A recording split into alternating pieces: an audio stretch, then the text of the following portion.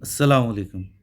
अच्छा जी, आज के वीडियो में हम जो है ईस्ट मॉड्यूल 3 यूनिट 1 पार्ट 3 को यहाँ से स्टार्ट करेंगे। What learners need to know about grammar and vocabulary means आगे इस यूनिट में बताया गया कि एक न्यू वोकैबुलरी को लर्न करते हुए जो हमारे पास जो लर्नर है उसके लिए क्या क्या एरर हो सकते हैं कि लर्नर में कौन कौन से एरर में बन करता है, उसके लिए कहाँ मुश्किलात आती हैं और आप किस तरह उसकी हेल्प कर सकते हैं। अगर हम ये पेज नंबर ये हमारे पास क्लास 3 की आई थिंक जो है एक लैंग्वेज फोकस एक्टिविटी है, जिसमें बेसिकली हम जो है स्टूडेंट्स को अबाउट एक्शन वर्ब इंफॉर्मेशन दे रहे हैं। There are different action verb. अब इन एक्शन वर्ब को ये न्यू लैंग्वेज के एक्शन वर्ड हैं। एक उर्दू स्पीकिंग स्टूडेंट या सराइकी स्पीकिंग स्टूडेंट या हमारे किसी भी स्कूल का स्टूडेंट इस न्यू लैंग्वेज के एक्शन वर्ड को जब लर्न करने की कोशिश करेगा तो वो क्या क्या एरर करेगा, क्या क्या मुश्किलात उसको आ सकती हैं और टीचर उसको कैसे ओवरकम करेगा, इस चीज़ से रिलेटेड डिस्कस करते हैं अगले पेज पे। यहाँ पे हमारे पास वो कहते हैं below are some things that learner need to know about new language. नई लैंग्वेज को सीखने से पहले कुछ चीज़ें आपने नई लैंग्वेज के ऑब्वियसली आप वोकैबुलरी तो बता रहे हैं, ग्रामर तो बताते हैं, लेकिन कुछ ना कुछ आपको ये जहन में रखना चाहिए कि लर्नर को क्या क्या चीज़ों का पता होना चाहिए so that they can understand it and use it. जब भी कोई नई लैंग्वेज सिखाएंगे तो उसके लिए क्या क्या चीज़ें आपने अपने लेक्चर में लाजमी स्टूडेंट को सिखानी है, उसकी एक ड्रैग एंड ड्रॉप लिस्ट है हमारे पास। इसको ओपन करते हैं, ये आपने करना है। अगेन 3 अटैम्प्ट्स हैं हमारे पास। पासिंग मार्क्स हमारे पास 4 हैं आउट ऑफ 5। अटैम्प्ट करते हैं क्विज़। अभी ये हमारे पास एक quiz drag and drop open हो गया है। जब भी आप न्यू लैंग्वेज सिखा रहे हैं कम से कम आपके स्टूडेंट्स को इन बातों का पता होना चाहिए। व्हाट डज़ इट मीन्स, मतलब जो भी वर्ड सिखा रहे हैं सबसे पहले उसका मतलब आपने बताना चाहिए। What is it is the meaning of the, ये एक सवाल किससे रिलेटेड है? It's about meaning of the sentence. इसको ड्रैग एंड ड्रॉप कैसे करना है? मीनिंग पे क्लिक करेंगे one time and then what does it mean यहाँ पे जाके कर देंगे। अच्छा, दूसरा हाउ डू आई से इट, आपके स्टूडेंट को पता होना चाहिए कि इस लफ्ज़ को कैसे कहना है, मतलब इट्स अबाउट प्रोनाउंसिएशन। आपने उस बच्चे जो भी नया वर्ड सिखा रहे हैं उसकी प्रॉपर प्रोनाउंसिएशन भी बच्चे को सिखानी है।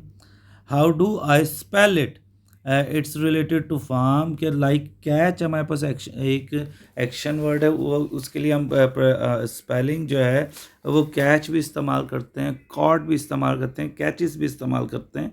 तो ये भी आपने मतलब ये तो आपसे ड्रैगन ये हमारे पास ड्रैगन ड्रॉप है, बट ये क्वेश्चंस आपने जहन में रखने जब भी आपने नया वर्ड या कोई भी ग्रामर की एक्सरसाइज करनी है। How do I use it in a sentence, ये बेसिकली सेंटेक्स है। सेंटेक्स कहते हैं कि वर्ड ऑर्डर क्या होना चाहिए। ऑब्वियसली अगर आप एक्शन वर्ड इस्तेमाल कर रहे हैं it will be used at a place of verb. Means जब आप कोई सेंटेंस लिखेंगे तो पहले तो आप सब्जेक्ट लिखेंगे, फिर वर्ब का ऑर्डर आएगा एंड देन ऑब्जेक्ट। तो सिंटैक्स इस आप समझ लें कि it's about word order in a grammar. When do I use it, कि कैचेस कब इस्तेमाल करना है, कॉर्ड्स कब इस्तेमाल करना है, फंक्शन और कैच में तब इस्तेमाल करूँगा लफ्स for example when I want to grip something. रन वर्ड इस्तेमाल कब करूँगा, जब किसी चीज़ किसी को कहा जाएगा कि वो भागे। तो फंक्शन के ये वर्ड बेसिकली इस्तेमाल किधर होगा। तो बेसिकली ये 5 सवाल आपके जहन में होने चाहिए जब भी एक न्यू वोकैबुलरी या आप जो है ग्रामर का कॉन्सेप्ट समझा रहे हो। देखते हैं कि हमारा ये ठीक क्विज़ अटैम्प्ट हुआ है या इसमें कोई मिस्टेक है। All questions are correct. तो ये भी आप लोगों ने लाजमी क्विज़ अटेंड करना है। आगे की तरफ चलते हैं। अच्छा, इस ड्रैग एंड ड्रॉप एक्टिविटी के बाद नेक्स्ट पेज पे आते हैं। देखिए इसमें बताया लैंग्वेज एनालिसिस वेरी इंपॉर्टेंट। अगर आप न्यू लैंग्वेज बच्चे को सिखा रहे हैं तो first thing is that you must be confident about the language yourself. पता चला है कि आपको अपना डीप एनालिसिस है नहीं लैंग्वेज का, आप बच्चों को कभी भी नहीं सिखा सकते।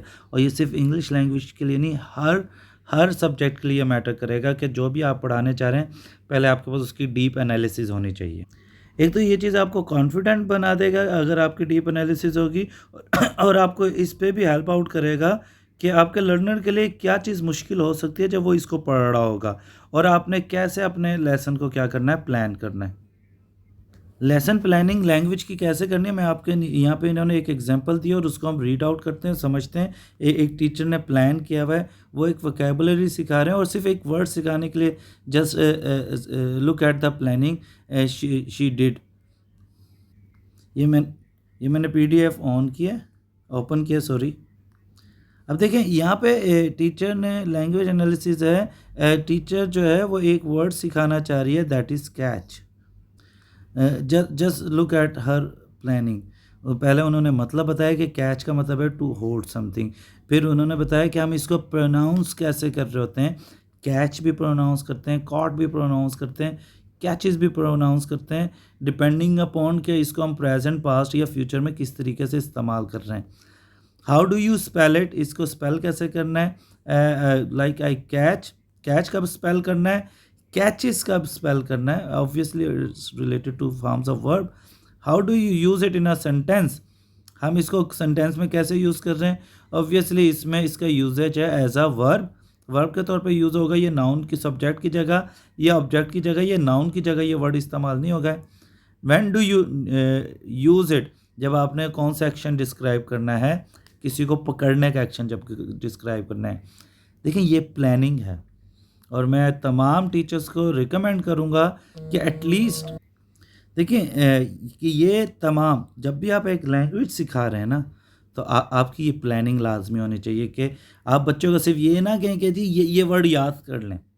आप उसे बताएं कि इसका मतलब क्या है, प्रोनाउंसिएशन क्या है, एग्जाम्पल दें साथ साथ। और बिलीव मी, आज नहीं, महीने बाद, 2 महीने बाद, साल बाद, 2 साल बाद बच्चा चीज़ों को ग्रिप करने लग जाएगा। लेकिन ऐसा कतई नहीं होगा कि वो बच्चा नर्सरी में आपके पास आता है और इवन 5th क्लास को जब पास आउट करता है तो पता चलता है कि उसको still he doesn't know how to read, how to pronounce and what is all about the subject of English. उसको अगर कुछ किसी चीज़ का आइडिया नहीं है, इट मीन्स के हमने 6 साल में वो कामयाबी हासिल नहीं की जो हम कर सकते हैं। तो अगर आप सिर्फ इन बेसिक टेक्निक्स को यूज़ करेंगे, ये आपको लेसन प्लानिंग में बहुत ज़्यादा हेल्प आउट करेंगे। बहरहाल मूव करते हैं बैकवर्ड, आगे की तरफ आते हैं। अब ये सारी चीज़ें आप समझ पाएँ कि एटलीस्ट आपके पास किस तरीके से प्लान करना है, इसके बारे इससे related now we have a quiz.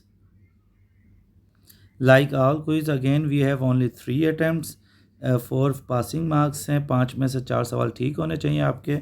Attempt करते हैं क्विज़ को। पहला सवाल है, language analysis must be listen, मतलब आप लेसन प्लानिंग लाजमी लिखें, या किसी भी न्यू लैंग्वेज को सिखा रहे हैं और तो उसकी वोकेबलरी या ग्रामर के बारे में जो भी पूछना है वो सब कुछ लिखना ज़रूरी है। नो, ये लाजिम नहीं है, आपको सिर्फ एनालिसिस होना चाहिए, चाहे वो इवन आपका ओरल एनालिसिस है, लेकिन आपको डीप नॉलेज होना चाहिए। तो इसको फॉल्स करेंगे हम। The analysis, this analysis helps Mariam to think about how learners how to help learner with problem they might have, बिल्कुल ऐसे ही अगर आप एनालिसिस करेंगे इस तरह के, लाइक जिस तरह टीचर मरियम की इन्होंने एग्जांपल दी, इससे आपने पहले से प्री असेस कर लिया कि आपके टीचर स्टूडेंट्स को कौन से प्रॉब्लम हो सकते हैं, और ये एनालिसिस किस तरह उसको उन्हें हेल्प आउट करेंगे। The analysis covers meaning, form, pronunciation, syntax and use, बिल्कुल ऐसे ही है। हमने इसमें मीनिंग को भी कवर करते हैं एनालिसिस में, फॉर्म को भी, प्रोनाउंसिएशन को भी। True, it's true. The analysis same as a lesson plan, no ये ऐसा नहीं है।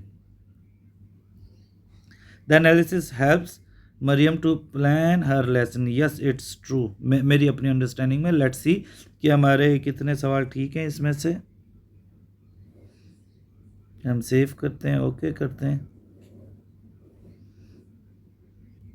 ये तमाम हमारे शॉर्ट जो ट्रू फॉल्स हैं वो ठीक हैं।